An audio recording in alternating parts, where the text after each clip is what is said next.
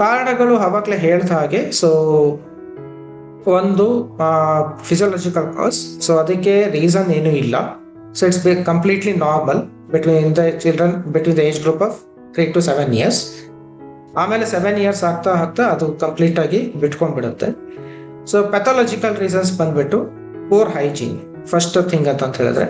So poor hygiene ಬಂದ್ಬಿಟ್ಟು complete ಆಗಿ perennial hygiene maintain ಮಾಡ್ದಲೇ ಇರೋದು, ನೀಟಾಗಿ ವಾಶ್ ಮಾಡ್ಕೊಂಡಲೇ ಇರೋದು.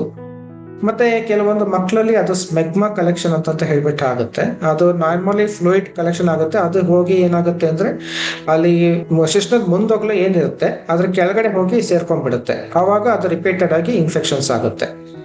ಸೊ ಇನ್ನೊಂದು ರೀಸನ್ ಬಂದ್ಬಿಟ್ಟು ಮತ್ತೆ ಅದು ಮುಂದೋಗ್ಲನ್ನ ತುಂಬಾ ಕೆಲವು ಪೇರೆಂಟ್ಸ್ ಏನ್ ಮಾಡ್ತಾರೆ ಅಂತ ಹೇಳಿದ್ರೆ ಅದನ್ನ ಹಿಂದೆ ಹೇಳಿದಕ್ಕೆ ಟ್ರೈ ಮಾಡ್ತಾರೆ. ಅವಾಗ ಅದು ರಿಪೀಟೆಡ್ ಆಗಿ ಇನ್ಫೆಕ್ಷನ್ಸ್ ಆಗ್ಬೋದು. ಇಲ್ಲ ಶುಗರ್ ಕಾಯಿಲೆ ಇದ್ದವ್ರಿಗೆ ಈ ರೀತಿ ಆಗುತ್ತೆ. ಇಲ್ಲ ಏಜಿಂಗ್ ಪ್ರೋಸೆಸ್ ಅಲ್ಲಿ ಈ ರೀತಿ ಆಗುತ್ತೆ.